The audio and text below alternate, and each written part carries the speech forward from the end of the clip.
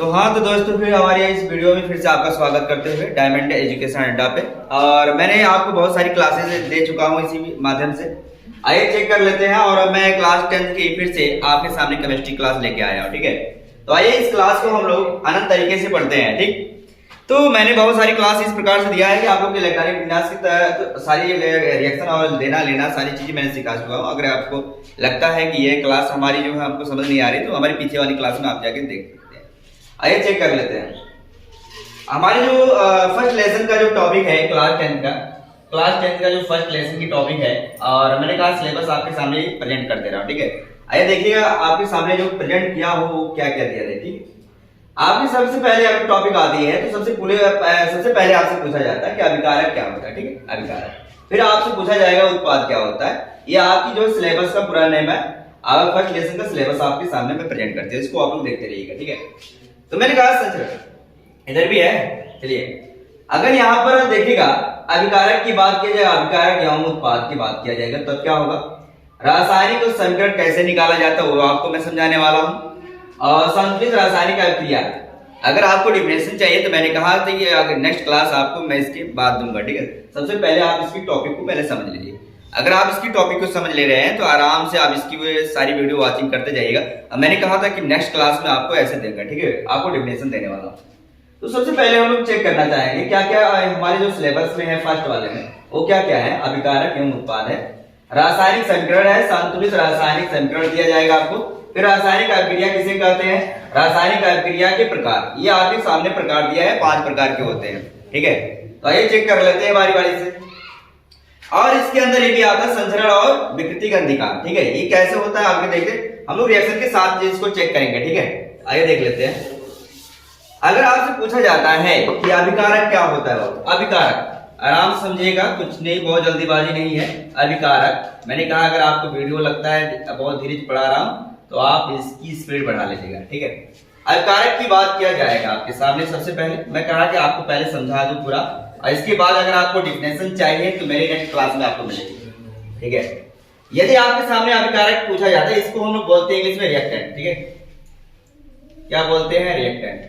यदि रिएक्टेंट आपको दिया जा रहा है तो अब इसका जो है आप अगर डिफिनेशन दे रहे हो तो किस प्रकार से देंगे। ठीक है, अगर मैं कह दिया कि मान लीजिए कोई आपके पास है H है प्लस Cl के साथ रिएक्शन करना आपका, तो बताइए ए आपके पास एक तो हाइड्रोजन आ गया है तो Cl आ गया, जब बताइएगा जो इस साइड होता है और इस साइड वाले को क्या बोलते हैं और इस साइड वाले को क्या बोलते हैं। अगर ये इस वाले साइड में अगर इस अभिक्रिया किस साइड होगा तो हम लोग क्या बोलेंगे बाबू, रिएक्टेंट। रिएक्टेंट मतलब होता है अभिकारक, इसको क्या बोला जाएगा, अभिकारक। अभी मैं बता रहा हूँ डिफिनेशन भी थोड़ा से, और लिख के कल आपको मैं बता दूंगा। पहले आप लोग इसको सीख लीजिए क्या क्या बोलते हैं। ठीक है, जो इधर प्राप्त होगा उसको हम लोग प्रोडक्ट बोलते हैं। देखिए ये होता है प्रोडक्ट, क्या हो जाएगा, प्रोडक्ट। एक मिनट ये देखिएगा प्रोडक्ट हो जाएगा, प्रोडक्ट। ये प्रोडक्ट मतलब हो गया, इसको हम लोग हिंदी में बोलते हैं उत्पाद। ठीक है, ये हो जाएगा। तो आपसे पूछेंगे डिफिनेशन कैसे होगा। मैंने कहा था कि अगर आपसे पूछा जाएगा डिफिनेशन किस प्रकार से दिया जाता है तो आइए देखते हैं। मैंने कहा कि आप रिएक्शन पे अगर कोई भी अगर आपको डिफिनेशन देना होगा तो सबसे पहले मैंने बताया था केमिस्ट्री में जब भी आप इंटर करते हो तो केमिस्ट्री केवल आपको रिएक्शन के साथ डिफिनेशन मांगती है, लेकिन अगर फिजिक्स में इंटर करते हो तो आपके सूत्र के हिसाब से वो डिफिनेशन मांगा जाता है। तो मैं रिएक्शन के हिसाब से आपके सामने डिफिनेशन देना चाहूंगा। ठीक है, तो क्या कहेंगे, 2 या 2 से अधिक। देखिएगा ये इसमें कितने एलिमेंट है, यहाँ पर देखिए हाइड्रोजन है और यहाँ पर क्या है, क्लोरीन। तो इसका मतलब और एलिमेंट जोड़ा जा सकता है और सारे एलिमेंट का हम लोग रिएक्शन कर सकते हैं। देखिएगा 2 या 2 से अधिक अभिकारकों के मिलने को हम लोग क्या कहते हैं, अधिक। 2 या 2 से अधिक तत्वों के मिलने को हम लोग अभिकारक कहते हैं, दिमाग में रख लीजिए। 2 या 2 से अधिक तत्व, 2 या 2 से अधिक ये तत्व है, पहला ए है दूसरा ए। 2 या 2 से अधिक तत्वों के मिलने को हम लोग अभिकारक कहते हैं। क्या कहते हैं, 2 या 2 से अधिक। आपको मैं डिफिनेशन भी देना चाहूंगा, थोड़ा सा वक्त देना चाहूंगा आपको। 2 या 2 से अधिक, 2 या 2 से अधिक पदार्थों या 2 या 2 से अधिक तत्वों से मिलकर बना होता है, 2 या 2 से अधिक तत्वों के मिलने को। ठीक है, मिलने को लिख सकते हैं, मिलने को क्या कहते हैं बाबू? अभिकारक कहते हैं। क्या कहते हैं? अभिकारक कहते हैं।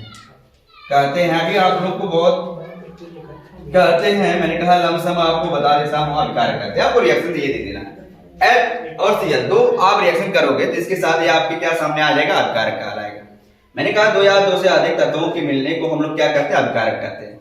लेकिन अगर इस दोनों के मिलने के बाद कोई नया पदार्थ बने, यदि नया पदार्थ बनता है तो हम उसको क्या कहेंगे? उत्पाद कहेंगे।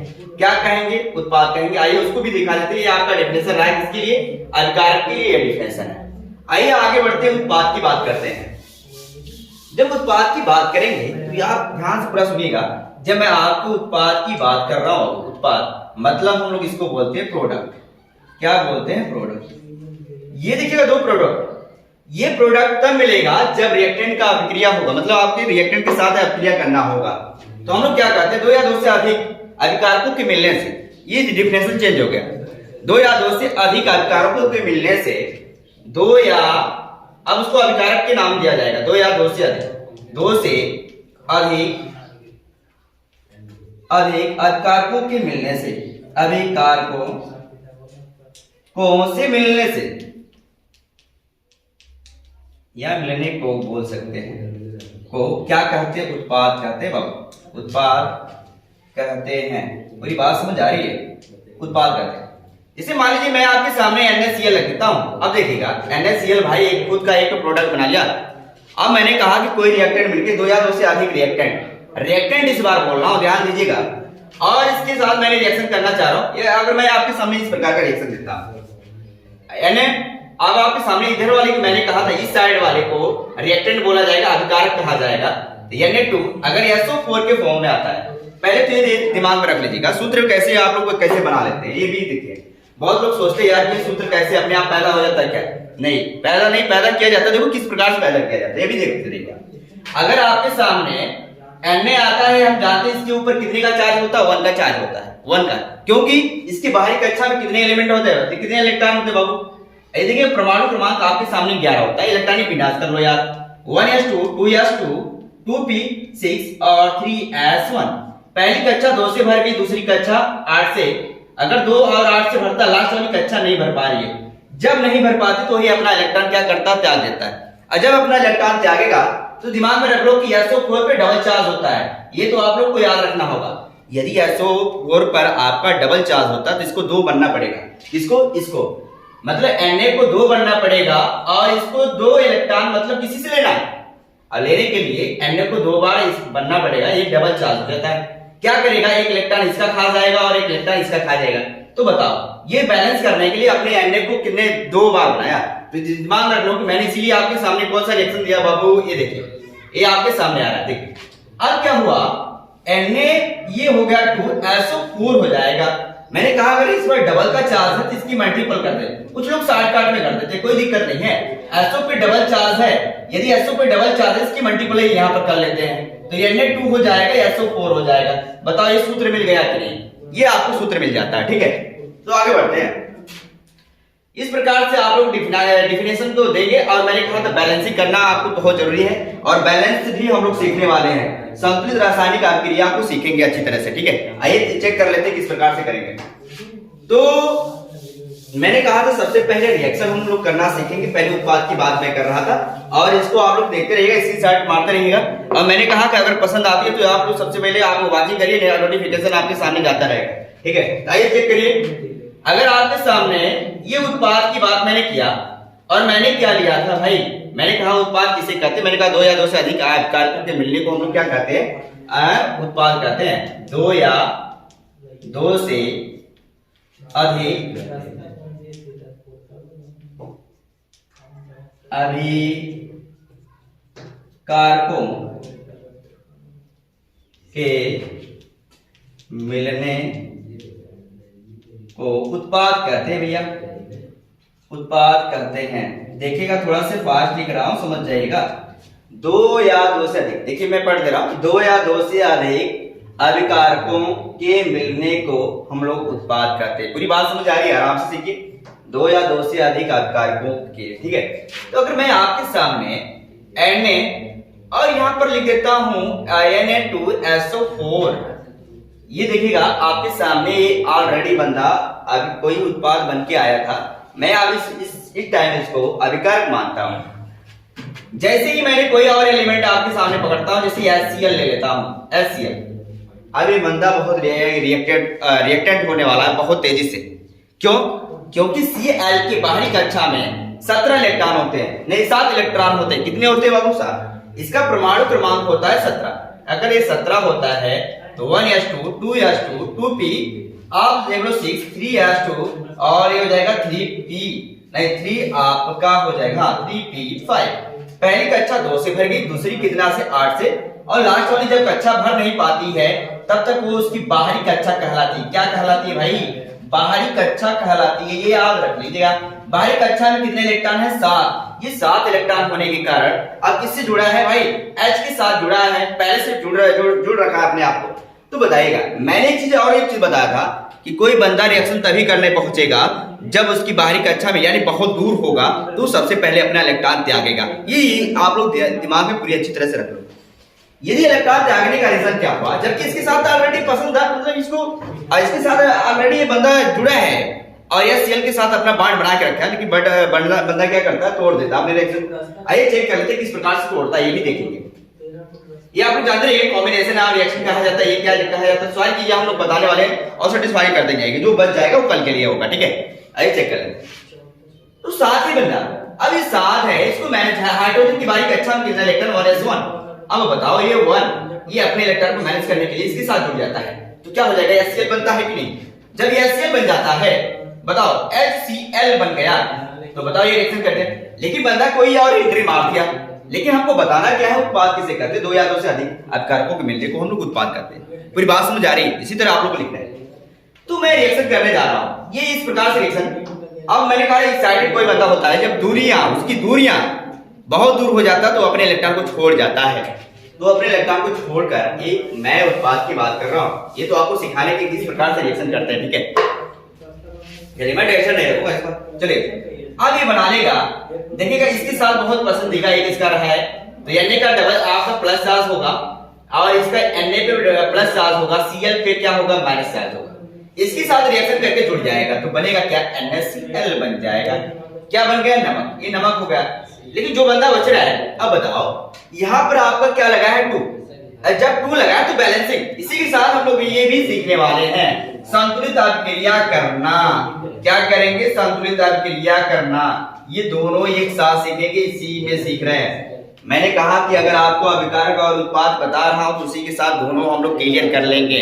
ये दिमाग में रख लीजिएगा। बैलेंस भी करना सीखेंगे अभी, तो ये दोनों जुड़ जाएंगे, NaCl बनेगा और एक बंदा बनने जा रहा है H2SO4। ये जब भी बनेगा ऐसा रिएक्शन, आप लोग जानते हो सल्फ्यूरिक अम्ल इसको बोला जाता है। और NaCl मतलब आप लोग सुने सोडियम क्लोराइड हो गया। NaCl का मतलब साधारण नाम देखा जाए तो नमक कहा जाता है। क्या बोला जाता है बाबू? नमक। ये नमक है। सोडियम क्लोराइड के नाम से जाना जाएगा। क्लोराइड, ये सोडियम क्लोराइड। ये सल्फ्यूरिक अम्ल होता है, ठीक है? सल्फ्यूरिक, एक मिनट, सल्फ्यूरिक अम्ल, ठीक है? ये सल्फ्यूरिक अम्ल है। आप जान रहे हैं इसको गंधक के नाम से भी जाना जाता है। दोनों नाम से साधारण नाम की अगर से अच्छा किया जाता है, ठीक है? और ये हो जाएगा सोडियम सल्फेट है। ये देखिएगा हाइड्रोक्लोरिक अम्ल है। ये दोनों आप लोग जानते रहिएगा। और इसके साथ मैंने कहा तभी ये बहुत मैंने कहा जिसकी एलिमेंट, मैंने कहा जिसका इलेक्ट्रॉन बहुत दूर होगा, यानी अगर आप कक्षा के हिसाब से समझाऊं तो ये पहले क्यों इसके साथ रिएक्शन करने जाए, इसको क्यों छोड़ देता है, ये आपको मैं अभी बताने जा रहा हूं, ठीक है? तो आइए चेक कर लेते हैं। आप लोग सोचेंगे ये रिएक्शन आपने याद करना पड़ता है? नहीं यार, याद कभी नहीं करेंगे। हम लोग सोच के समझ के इसको पूरा हल कर रहे हैं और आपको मैं सिखाता जा रहा हूं एक एक स्टेप, ठीक है? तो आइए चेक कर लेते हैं अब इसको रिएक्शन बना कैसे। लेकिन सबसे पहले मैं बताऊंगा उत्पाद कैसे बना था, उसको देखिए। इधर वाले को हम लोग बोल दिए अभिकारक। क्या बोल दिए? अभिकारक। क्या बोल दिए बाबू? अभिकारक। ये दो अभिकारकों के मिलने से बाद क्या बनता है भाई? उत्पाद। क्या बन जाता है? उत्पाद। अगर आपसे पूछा जाएगा इस साइड वाला क्या है तो आप कहेंगे उत्पाद है। क्या है बाबू? उत्पाद के नाम से जाना जाएगा। उत्पाद किसे कहते हैं? मैंने कहा अभिकारक किसे कहते हैं? 2 या 2 से अधिक तत्वों के मिलने को अभिकारक कहते हैं। और 2 या 2 से अधिक अभिकारकों के मिलने से जो उत्पाद बनता है, जो मतलब नया पदार्थ बनता है, उसे उत्पाद कहते हैं। समझ आ रहा है? यही आपसे आप अपेक्षा करेंगे। और आप इसी प्रकार का रिएक्शन भी देंगे। ओके, तो इसी के साथ हम लोग आगे बढ़ रहे हैं और देखते रहिएगा। और मैंने कहा था कि और आनंद आएगा आप लोगों को, बहुत अच्छी तरह से मैं वाचिंग कराऊंगा आपको, एक एक इलेक्ट्रॉन आपके सामने लेके आने वाला और अच्छे से अच्छे वाचिंग करते हुए। ठीक है, तो समझ आया। अब तुम लोग सोचेगा कि सर ने अभी बताने वाले थे कि Na और Cl का क्या मतलब रिलेशन है, इनके बीच में किस प्रकार का रिलेशन, क्यों ऐसा होता है। आइए एक बार उस पर भी हम लोग थोड़ा सा नजर डाल लेते हैं। ठीक है, अगर आपको मैंने कहा कि जो हल्का पड़ता है वो थोड़ा सा जल्दी से अपना रिएक्शन तैयार करके आगे बढ़ जाता है। देखिएगा, ध्यान दीजिएगा पूरा अच्छे से, आप लोग इसको लिखते जाइएगा। आगे बढ़ रहे हैं। अभी मैं रिएक्शन की बात किया, मैं रिएक्शन सेम लिखूंगा अभी यहीं पर आपके सामने। अगर रिएक्शन की बात कर रहे हो, क्यों ऐसा हम लोग कर रहे हैं, ये आपके सामने, इसको हम लोग बोलते हैं अभिक्रिया। क्या बोलते हैं भैया, अभिक्रिया। आपसे पूछा भी जाएगा कि यार रासायनिक अभिक्रिया कितने प्रकार की होती हैं, वो भी मैं आपको बताने वाला हूं और एक एक स्टेप बताने वाला हूं, ये दिमाग में रख लीजिएगा। जब Na की बात किया जाएगा, ये Na2SO4 की बात किया जाएगा और इस बंदे ने रिएक्शन कर दिया Cl के साथ। फॉर एग्जाम्पल यार, मैं अपने के साथ आपको दिखाने के लिए ऐसा कर रहा हूं। इस साइड वाले को हम लोग रिएक्टेंट कह देते हैं। रिएक्टेंट मतलब होता है अभिकारक। रिएक्टेंट कह दिए। ओके, इस साइड वाले को रिएक्टेंट कह दिए और इधर वाले को हम लोग प्रोडक्ट कह देते हैं। इनके साथ ये वाला बंदा क्यों संबंध अच्छा बना रहा है। आपके सामने जो रिएक्शन किया मैंने, बैलेंस शायद उसमें नहीं किया, उसको आप ध्यान से देखिएगा। फिर से मैं बैलेंस करने जा रहा हूं, ये हो जाएगा SO4। ये रिएक्शन फिर से सही कर लीजिएगा, क्यों हुआ। अब मैं इसका बैलेंस कर ले, यहाँ पर Na कितना है, 2 है। इसको आप लोग समझिएगा, मैंने इसमें जो दिखाने वाला हूं, आप यही कहेंगे दोनों पक्षों के दाहिने तथा बाएं पक्ष को ध्यान में रख के उनकी संख्याओं को क्या करते हैं, उनके अणुओं की संख्या को बराबर कर लेते हैं। उसी को हम लोग क्या कहते हैं, संतुलित रासायनिक समीकरण भी कहते हैं। ये आपका 1 नंबर में आपका रिएक्शन भी हो जाता है और इसी के साथ आप संतुलित भी कर लेते हैं। बड़ा अच्छा है। मैंने कहा कि ज्यादा आप याद करने की कोशिश न करो, मैंने कहा रिएक्शन पे ही डिपेंड होती है ये सारी बातें। ठीक है, अगर ये बंदा रिएक्टेंट हो गया, मैंने कहा बैलेंस तो करना पड़ेगा भाई। ये 2 है, ये बंदा 1 है, तो 2 को मैं देखकर यहाँ पर मल्टीप्लाई कर दूंगा। जब यहाँ 2 हो गया तो Cl को भी 2 बनना पड़ेगा कि नहीं। 2 1 कम 2 और यहाँ 2 1 कम 2, तो इसको भी 2 बढ़ाने के लिए 2 की। यहाँ कभी मत करिएगा स्पेशल में 2 दी गलत हो जाएगा। जब भी अणुओं की संख्या आपको संतुलित करना होता तो 2 की मल्टीप्लाई आगे ही करेंगे। आप कहीं भी उसके किनारे पर मतलब उसके नीचे आप मल्टीप्लाई नहीं करेंगे, ये हमेशा आपकी गलती मानी जाएगी। ठीक है, संतुलित करते समय आप ये ध्यान दीजिएगा उसके सामने वाली मल्टीप्लाई होती है। ठीक है, अब ये ध्यान दीजिएगा, ये तो मैंने बात समझा दिया। मैंने कहा इसके साथ रिएक्शन करने क्यों गया, ये भी आप लोग समझिएगा। पूरा मैं इलेक्ट्रॉनिक विन्यास के हिसाब से 1s2 2s2 2p आपका हो जाएगा 6 3s2 और हो जाएगा 3p। ओहो सो भाई साहब, ये हो जाएगा। देखिएगा 2 ये 8 हो गया। ये लास्ट वाली कक्षा में, इसकी बाहरी कक्षा में इलेक्ट्रॉनों की संख्या कितनी है बताइएगा, 1 है। तो ये अपना इलेक्ट्रॉन त्यागेगा, अपने इलेक्ट्रॉन को त्याग कर अपने को धनायन बना लेगा। मैंने कहा था विद्युत संयोजक बंध कहलाता है। ये तो पहले मैंने चर्चा कर चुका हूं, मेरी नेक्स्ट वीडियो में आप उससे पहले देख सकते हैं। और मैंने जब इसके आगे बढ़ा तो ये आप Cl अगर मैं 17 लिखा हूं तो 1s2 2s2 2p 6 और 3s2 ये हो जाएगा 3p5। अब ये अपने इलेक्ट्रॉन को किस तरह भाई कर रहा है, ये बाहरी कक्षा में। जब तक इलेक्ट्रॉन फुल नहीं हो जाता तब तक वो उसकी क्या कहलाएगी, बाहरी कक्षा कहलाएगी। ये याद रखिएगा ये बात। तो 2 हो गया, ये 8 हो गया, लास्ट वाले में 7 हुआ। ये 7 इलेक्ट्रॉन होने का रीजन आप देखिएगा, ये चाहता है कि भाई बड़ा एक्साइटेड रहता है एक इलेक्ट्रॉन भरने के लिए। इंसान जब उसके करीब पहुंचता है तो सोचता है कि कितनी जल्दी मंजिल मिल जाए। ठीक है, जल्दी कोशिश करता है। उसी प्रकार से Cl भी कोशिश करता है, यार मंजिल को मुझे पाना है। क्या करता है, एक इलेक्ट्रॉन को जल्दी से क्या करेगा, जो भागने वाला रहता है उसी को पकड़ लेता है, अपने आप को जो है क्या कर लेता है, पूरा आखिरी गैस बना लेता है। और जैसे इलेक्ट्रॉन जाकर अपने को आखिरी गैस बनाता है तो नियान के फॉर्म में चला जाता है। एक इलेक्ट्रॉन को देना यानी 10 में हो जाएगा। और जैसे इलेक्ट्रॉन को अपना दे दिया Cl हो जाएगा, और जैसे ही लिया कोई तो आर्गन के फॉर्म में आ जाता है। तो हम 18, मैंने कहा सारे एलिमेंट चाहते हैं कि आखिरी गैस बनना। क्या अक्रिय गैस यानी नोबल गैस के नाम के जाना जाता है, इंग्लिश में बोला जाता है। ठीक है, तो ये इस प्रकार से रिएक्शन। अब तुम सोचेगा कि इलेक्ट्रॉन ये बताने वाले थे कि ये क्यों इसके साथ गया, तो जाने का रीजन क्या है अभी मैं बताने जा रहा हूँ। आप उसको बोरबरी का नियम जानते हैं, उसकी कक्षा के अनुसार हम लोग चेक करेंगे एनर्जी लेवल के हिसाब से। जब एनर्जी के लेवल के हिसाब से हम लोग गए तो पहली कक्षा, और देखिए डिफाइन कर रहा हूं, इसके बाहरी कक्षा में सोडियम के, मैं ऊपर लिख दे रहा हूं, सोडियम की बाहरी कक्षा में 1 इलेक्ट्रॉन और Cl के बाहरी कक्षा में 7, और हाइड्रोजन की बाहरी कक्षा में भैया पूरा अच्छे से देख लीजिएगा 1 इलेक्ट्रॉन, जबकि ये कई ग्रुप के एलिमेंट है 1s, ये s मतलब s ब्लॉक के एलिमेंट है, Na भी A भी। क्यों ऐसा कर रहे हैं साथ, इनके साथ गलती हो रही, तो रीजन आइए चेक कर लेते हैं क्यों हो रहा है। जबकि इनके साथ जो रिएक्शन नहीं होना चाहिए, लेकिन क्यों हो रहा है, जबकि एक ही ब्लॉक के एलिमेंट है, लेकिन ऐसा हुआ क्यों आइए चेक करते हैं। ठीक है,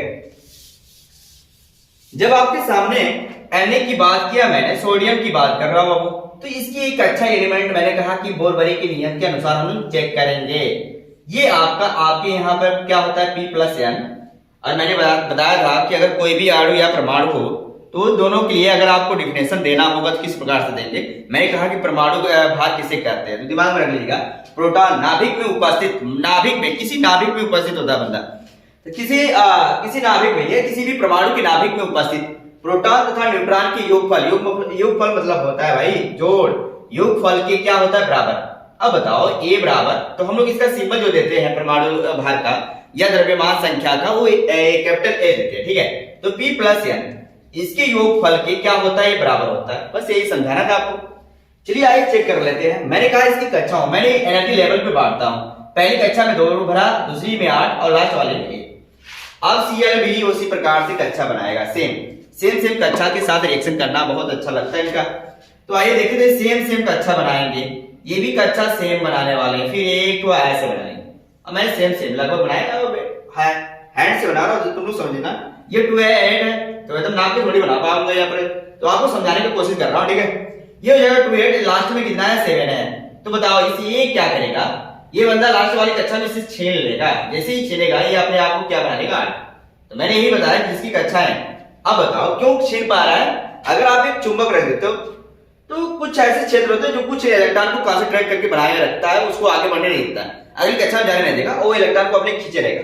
अब पकड़े रहेगा तो बताओ जाने देगा इलेक्ट्रॉन को, नहीं जाने। जो बाहरी कक्षा वाला उसको जाने देगा, कहीं जा रहा है तो तेरी जरूरत नहीं है, क्या करेगा, तेरी जरूरत नहीं है, ये अपना इलेक्ट्रॉन इसी प्रकार से भी कंसंट्रेट, लेकिन इसकी एरिया बढ़ चुकी है क्योंकि इसके इलेक्ट्रॉन की क्षमता कितनी थी, 17 इलेक्ट्रॉन की थी, और इसके पास शक्ति बढ़ गई, और जैसे बढ़ती है शक्ति बढ़ी है, इतना एरिया मतलब खींच रही, मतलब उसकी चुंबक का जो आकार है वो बढ़ रहा है। जब चुंबक का आकार यहाँ पर बढ़ेगा तो बताओ अट्रैक्शन क्षमता बढ़ेगी, इस इलेक्ट्रॉन से जबरदस्ती छीन लेता है, तो क्या हो जाएगा 8 बन जाएगा। तो यही तो मैं समझाना चाह रहा हूँ, NaCl इसलिए हमेशा बना रखता है। लेकिन अगर तुम लोग सोचोगे यार कि क्यों H का साथ छोड़ दिया बंदा, क्यों H का साथ छोड़ दिया, Cl साथ छोड़ा क्यों, अब देखिएगा मैंने क्या बोला कि अगर किसी बंदे के पास एक इलेक्ट्रॉन है बाहरी कक्षा में, आप लोग जानते हो इसका परमाणु क्रमांक 1 होता है हाइड्रोजन का, तो बताओ एक इलेक्ट्रॉन इसकी बाहरी का क्या हो जाएगा 1s1 इसकी बाहरी कक्षा में। मैंने कहा जब तक इलेक्ट्रॉन पूरी नहीं होती तब तक आप उसकी बाहरी कक्षा कहलाती है, तो बाहरी कक्षा में इलेक्ट्रॉनों की संख्या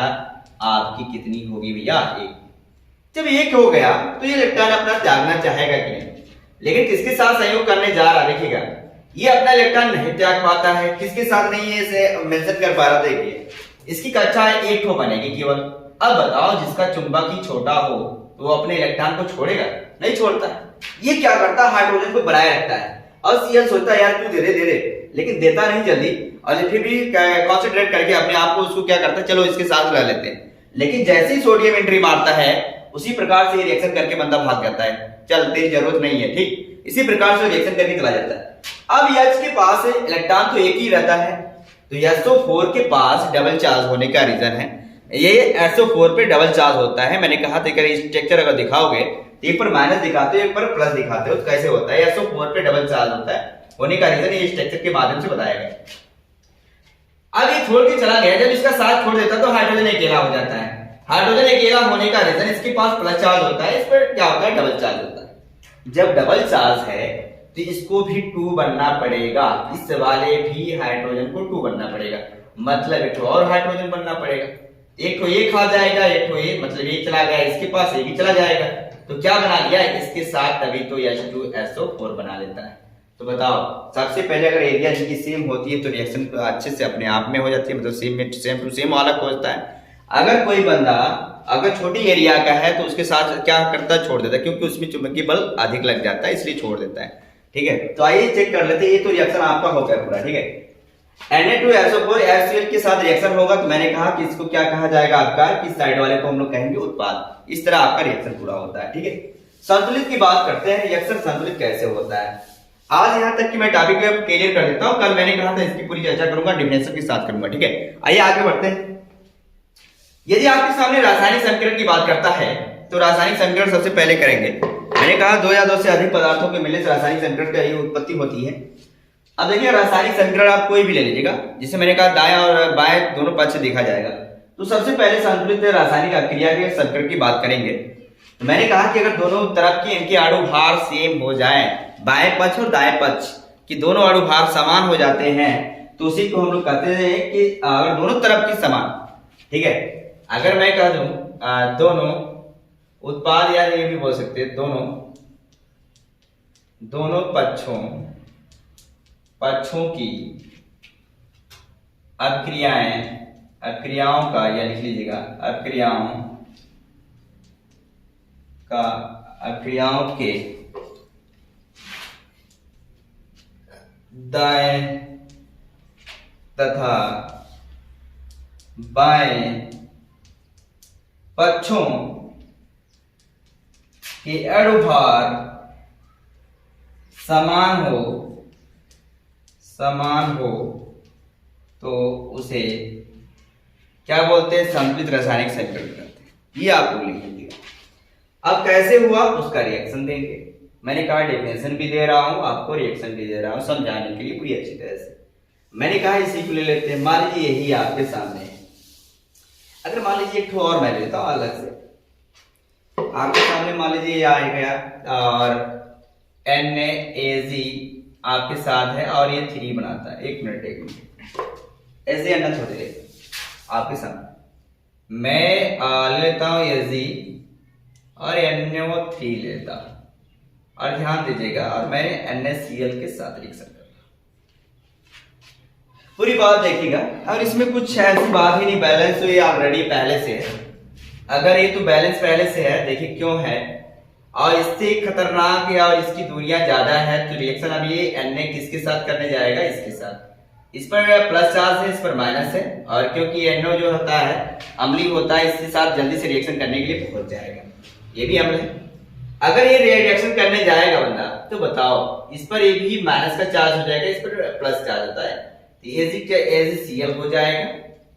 ये रिएक्शन कर गया N के साथ, और Na के साथ हो जाएगा प्लस NaNO3 के साथ रिएक्शन, और बहुत अच्छी तरह से बैलेंस तो इनका है। मान लीजिए अगर मैं यही रिएक्शन BaSO4 के साथ, एक मिनट BaCl2 के साथ रिएक्शन करने जा रहा हूं, और इसका Na2SO4 के साथ रिएक्शन करने जा रहा हूं। पूरी बात समझिए, ये रिएक्शन करने जा रहा हूं, तो ये 2 बनने का रीजन मैंने बताया क्यों हुआ, और बी पे जाना क्या है, मैं इसके बताया कि इसकी बाहरी कक्षा में आपका ये 56 होता है। बाबू कितना होता है, 56। इसके बाहरी कक्षा में इलेक्ट्रॉनों की संख्या कितनी होती है, 2, और 2 होने के कारण ये +1 का डबल का चार्ज होता है। Cl को डबल बना देता है, क्योंकि अपना इलेक्ट्रॉन देकर किसी को कर्ज अदा करता है। ठीक है, तो ये इसलिए Cl को 2 बनना पड़ता है। अगर ये Na के साथ होता तो ऐसा नहीं होता।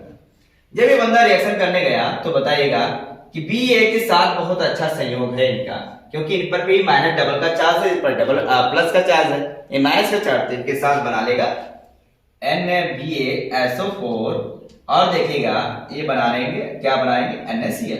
लेकिन इनके बैलेंस सही नहीं है। मैंने कहा अणुभार भी चेक करना होगा आपको, तो अणुभार जब चेक करेंगे तो चेक करिएगा पूरी अच्छी तरह से। इनमें 2 लगाए, इनमें भी 2 लगा, तो आगे क्या लगा दोगे, 2। यही तो रासायनिक संतुलित हो गया। रासायनिक देखिएगा, संतुलित रासायनिक समीकरण इसको कहा जाता है। ठीक है, मैंने कहा जब दोनों तरफ की बाएं तथा दाएं दोनों पक्षों की अगर अणुभार समान हो जाते हैं, तो हम लोग इसको क्या कहेंगे, संतुलित रासायनिक समीकरण, रासायनिक अभिक्रिया करते हैं। ठीक है, क्या बोलते हैं, समीकरण करते हैं। फिर आपके सामने बात आती है, ये आपको दोनों खत्म हो गए, ये खत्म हो गया, ये खत्म हो गया, आपका ये और इसके अंदर ये भी था, ठीक है।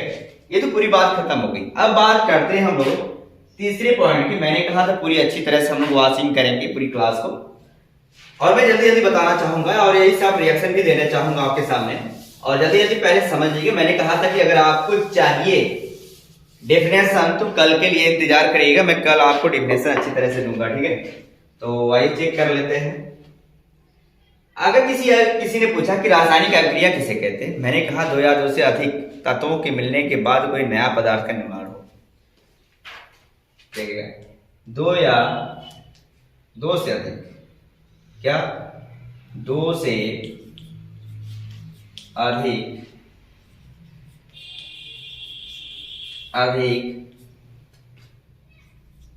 तत्वों के या दो से अधिक कारकों के मिलने के बाद नए पदार्थ का निर्माण, ये भी लिख सकते हैं। दो या दो से अधिक तत्वों के मिलने से मिलकर बने, ये देखिए दो या दो से अधिक तत्वों के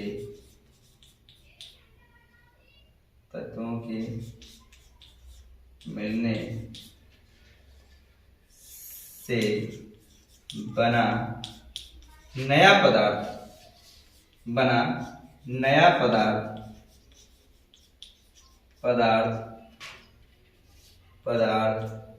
क्या कहलाता है? रासायनिक अभिक्रिया। रासायनिक अभिक्रिया कहलाता है। अभिक्रिया कहलाता है नए पदार्थ का बनना। कोई भी रिएक्शन दिखा दीजिएगा, अब जो मैंने आपके सामने दिखाया था उसी प्रकार से भी दिखा दीजिएगा। अगर हाइड्रोजन के साथ मान लीजिए सिंपल एक रिएक्शन देते थे, कोई आप लोग भी ऐसे दिखा दीजिएगा। सिंपल रिएक्शन मैं देने जा रहा हूं, अगर मैं ऑक्सीजन के साथ रिएक्शन करूं तो इसको 2 बनना पड़ेगा, ये भी बंदा 2 बन जाएगा। ये भी गैस है, ये भी गैस है, दोनों रिएक्शन करेंगे और जैसे ही रिएक्शन करेंगे ये बन जाएगा इतना। लेकिन बैलेंस सही तो नहीं है ना। बैलेंस सही करने के लिए 1/2 का इसमें बैलेंस कर दोगे, 2 से क्या हो जाएगा कैंसिल, ये क्या बन गया? जल। जैसे ही जल बनेगा, बताओ नए पदार्थ का निर्माण हुआ कि नहीं? जल का निर्माण किसके मिलने पे? हाइड्रोजन और ऑक्सीजन के मिलने के कोई नया पदार्थ बना लेता है, उसी को हम लोग बोलते हैं रासायनिक अभिक्रिया। रासायनिक अभिक्रिया कितने प्रकार की होती है? 5 प्रकार की। आप लिखते जाएंगे, फिर इसके बाद लिखेंगे, ये तो आपका रिएक्शन हुआ। रासायनिक अभिक्रिया किसे कहते हैं? आप पूरा ऐसी हेडिंग डालेगा, रासायनिक अभिक्रिया। आपसे पूछा जाएगा कितने प्रकार की अभिक्रिया, ये इतना होता है, इसकी हेडिंग हो गई। अब आपसे पूछा जाएगा रासायनिक अभिक्रिया कितने प्रकार की होती है, तो इसके अंदर भी लिखेंगे रासायनिक अभिक्रिया निम्न, रासायनिक पूरा लिख देता हूं, रासायनिक अभिक्रिया निम्न कितने प्रकार की होती है? 5 प्रकार की होती हैं। ये पूरी बात समझ आ रही है कि नहीं? होती हैं। निम्न, यहाँ पर निम्न मैंने लिखा, निम्न 5 प्रकार की होती है। तो आप 5 प्रकार दिखा दोगे, 5 प्रकार में यही आपके सामने है। और जब 5 प्रकार पूछा जाएगा रासायनिक अभिक्रिया कितने प्रकार की होती हैं, तो 5 प्रकार की होती है। कितने प्रकार की? 5। ये डेफिनेशन आपका समाप्त हो, ये भी खत्म हो गया, ठीक। तो या दो से अधिक अभिकारकों या तत्वों के मिलने के बाद कोई नए पदार्थ का निर्माण करे, ये आपको कहना पड़ेगा। नए पदार्थ का निर्माण करे, उसे हम लोग रासायनिक अभिक्रिया भी कहते हैं। और एक उत्पाद के बारे में मैंने बताया था, उसमें भी यही बात करता है, ठीक है। अभिकारकों के मिलने से जो पदार्थ बनता है उसी को हम लोग कहते हैं उत्पाद, ठीक है। अब इनकी बात आ गई कॉम्बिनेशन, यानी आप समझ रहे कॉम्बिनेशन मतलब होता है जुड़ जाना, यानी संयोजन या योगात्मक जो भी बोले। तो संयोजन अभिक्रिया की बात करेंगे। संयोजन अभिक्रिया मैं यहाँ पर देखो 5 प्रकार लिखा हूं पूरा अच्छी तरह से। इसको बोलते हैं कॉम्बिनेशन आपका हो जाएगा रिएक्शन। कॉम्बिनेशन रिएक्शन मतलब जोड़ जाना, किसी को अलग से एलिमेंट, 2 या 2 से अधिक तत्वों के मिलने, 2 या 2 से अधिक अभिकारकों के मिलने से, 2 या 2 से अधिक तत्वों के मिलने से, जो 2 या 2 से अधिक तत्वों के मिलने के बाद जो उत्पाद प्राप्त होता है, जो उत्पाद प्राप्त होता है उसी को तो हम लोग क्या बोलते हैं, संयोजन अभिक्रिया। मैंने कहा था ये आप लोग कल हमसे मिलेगा और अच्छी तरह से आप लोगों को बताऊंगा। ये आपका रिएक्शन करने जा रहा है तो बताओ रिएक्शन करेगा तो क्या बनेगा, CO2, मतलब दो या दो से अधिक तत्वों। वियोजन का मतलब होता है टूट जाना, वियोजन का मतलब क्या होता है, टूट जाना। अब वियोजन जैसे अभिक्रिया होती है, अगर वियोजन की अभिक्रिया, मैंने कहा कि अगर कोई अभिकारक है, यदि कोई अभिकारक, ठीक है, किसी भी ताप पर क्या होता है, टूट जाए, किसी भी ताप पर, मतलब हो सकता है 30 से 120, किसी भी ताप पे आप देंगे तो दो उत्पादों में टूट जाए। एक अभिकारक लेते हैं, इसके लिए वियोजन की बात करें तो हो गया ऊपर वाला, आप समझते रहिएगा। मैंने कहा अगर आपको डेफिनेशन चाहिए तो करो पूरा अच्छी तरह से। वियोजन अभिक्रिया का मतलब होता है डिकम्पोजिशन होता है, डिकम्पोजिशन का मतलब होता है कि अलग अलग भागों में तोड़ जाना। तो ये अभिक्रिया आपके सामने आ गई, ठीक है। अभिक्रिया जैसे ही दो भागों में टूटेगी, वियोजन का मतलब होता है तोड़ जाना। जैसे मैंने आपके लिए CaCO3, आपके सामने ये हो जाएगा कैल्शियम कार्बोनेट हो गया, कैल्शियम कार्बोनेट को मैंने किसी भी तरीके से तोड़ दिया तो ये हो जाएगा CaO प्लस यहाँ पर कार्बन डाइऑक्साइड। वियोजन मतलब होता है ये जो अभिकारक है, रिएक्टेंट है, दिमाग में रख लीजिएगा, ये दो भागों में तोड़ जाना, यानी ये प्रोडक्ट में बदल जाना। प्रोडक्ट आपका दो भागों में टूट गया, दो भागों में टूट गया, एक तो चूना के रूप में मिला, एक तो कार्बन डाइऑक्साइड के रूप में मिल गया। तो दो भागों में टूट जाना ही क्या कहलाता है, आपका वियोजन। वियोजन का मतलब होता है अलग अलग भाग में टूट जाना। कोई एक अभिकारक लेंगे, यदि कोई भी अभिकारक दो या दो से अधिक भागों में टूट जाता है उसे हम लोग वियोजन कहते हैं, वियोजन अभिक्रिया। ये पूरी याद ले, यदि कोई अभिकारक दो या दो से अधिक उत्पादों में टूट जाना, यानी उत्पाद में टूट जाता है, उसी को हम लोग बोलते हैं क्या, वियोजन अभिक्रिया। विस्थापन अभिक्रिया, मैंने कहा कि उसको चेंज, विस्थापन का मतलब होता है किसी स्थान को छोड़ देना। जैसे CH4 ले लिया, रिएक्शन किया Cl2 के साथ, तो ये एक बंदा छोड़ देगा, एक के साथ क्या करेगा, एक को हटा के विस्थापित कर देगा। विस्थापित मतलब होता है किसी एक बंदे को हटा देना। अगर मैं स्ट्रक्चर इसको दिखाऊं तो इस प्रकार से है, ये स्ट्रक्चर इस प्रकार से इनका बनता ही अच्छा है।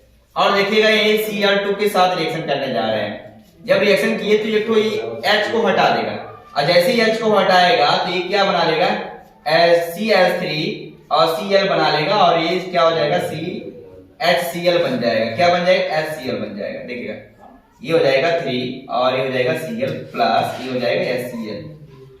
ये हो गया क्या, विस्थापन अभिक्रिया। अब बात करेंगे द्विविस्थापन अभिक्रिया। ये पूरी बात समझ आ रही है, ये विस्थापन अभिक्रिया की थी, रिएक्शन मैंने किया विस्थापन।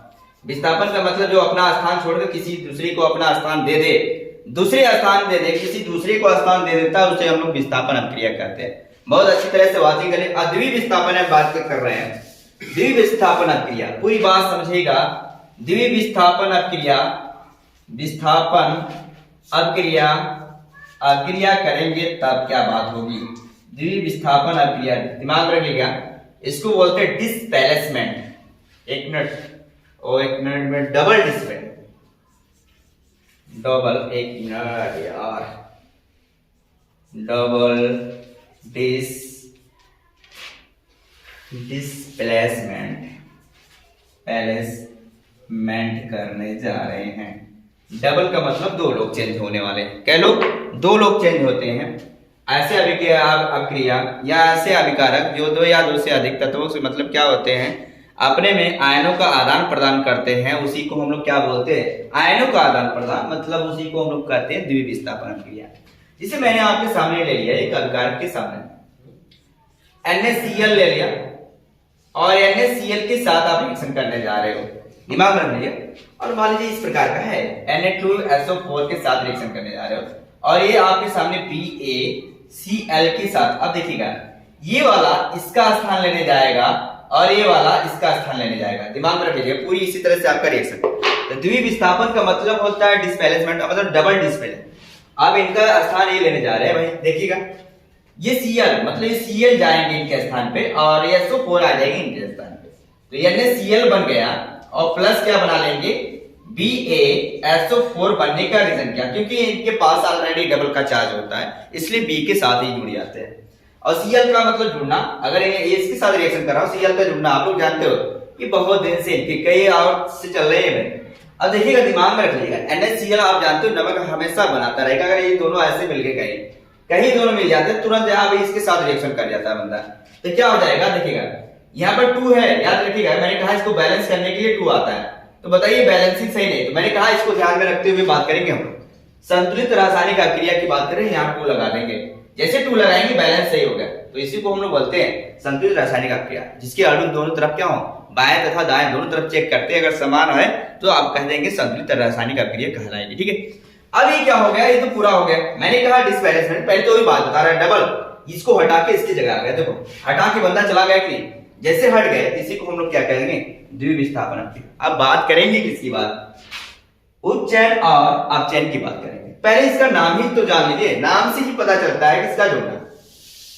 डेफिनेशन ले लीजिएगा और इसी तरह से आप लोग वाचिंग कर लीजिएगा। देखिए डेफिनेशन दे रहा हूं, अगर उपचयन की बात करेगा, उपचयन इसको एक चीज और बोला जाता है, ऑक्सीकरण। ऑक्सीकरण ये तो बहुत अच्छी तरह से आपको दिख जाएगा, इंग्लिश में बोलते हैं ऑक्सीडेशन। ऑक्सीडेशन की बात करेंगे, ऑक्सीडेशन रिएक्शन की बात कर रहे हैं भैया। अगर रिएक्शन की बात कर रहे हैं, ये अभिक्रिया में आती है पांचों। ठीक है, तो देखिएगा उपचयन का मतलब हो गया कि ऑक्सीजन का जोड़ना। इसकी इंग्लिश आप लोग जानते रहेंगे तो अच्छी तरह से, ऑक्सीजन का जोड़ना, हाइड्रोजन का निकलना, इलेक्ट्रॉन का त्यागना क्या कहलाता है, उपचयन। ऑक्सीकरण, ऑक्सीकरण या ऑक्सीडेशन रिएक्शन कहलाता है। ठीक है, अगर आपसे पूछा जाएगा अपचयन, क्या पूछा जाएगा, अपचयन अभिक्रिया। अपचयन अभिक्रिया की बात किया जाए, अपचयन अभिक्रिया देखिएगा बहुत अच्छी तरह से, ये हो जाएगा रिडक्शन। क्या हो जाएगा, रिडक्शन की बात अगर मैंने कर दिया, ये रिएक्शन होने जा रहा है। अगर आपकी बात किया जाएगा तो इस बार उल्टा बोलेंगे, जस्ट उसका उल्टा ही बोला जाता है। ये दिमाग में रख लो, इसमें तो मैंने बोला कि ऑक्सीजन का जुड़ना, ये प्लस मैंने दिखाया, हाइड्रोजन का निकलना, हाइड्रोजन बंदा निकल जाएगा, इलेक्ट्रॉन भी निकल जाता है, ये दोनों निकलते हैं, ये निकल जाते हैं, निकलना। अगर ये निकलते हैं तो हम लोग ऑक्सीडेशन कहेंगे। और जो जुड़ता है, यदि हाइड्रोजन का जुड़ना, इलेक्ट्रॉन का भी जुड़ना और किसका निकलना, ऑक्सीजन का निकलना, ऑक्सीजन, ये वाई है, ऑक्सीजन का निकलना क्या कहलाता है, अपचयन अभिक्रिया कहलाती है। ठीक है, इस तरह आप लोग पूरी मेरी वीडियो को वॉचिंग करो। अब मैं बता रहा हूं कि आपको इस तरह याद करवा दूंगा कि याद रखोगे। अब मैंने कहा था कि हर मेरी क्लास को आप लोग अटेंड करिए, एक दिन आपको रिस्पांस मिलने लगेगा। और बता रहा हूं कि आपका सारा सिलेबस इसी प्रकार से मैं क्लियर करता जाऊंगा और 20 में 20 आपको नंबर दिलवाने का प्रयास करूंगा।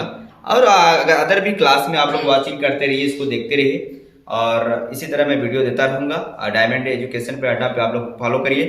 और मैंने कहा था कि आज यदि आप लोग फॉलो करते हो तो अगर वॉचिंग, अगर आपको वीडियो पूरी समझ आ रही है तो आप वॉचिंग करो, ऐसे नहीं करो। मैंने ये भी बोला था, और वॉचिंग करने का प्रयास करेंगे तो मैं कहा कि अगर पूरी वीडियो देखेंगे तभी तो समझ आएगा। ठीक है, तो आप लोग पूरा देखने का प्रयास करें और अच्छा लगेगा तो सब्सक्राइब करिए और लोगों को बताइए किस प्रकार से क्लास यहाँ पर दी जाती है। ठीक है, ओके, आज के लिए इतना ही।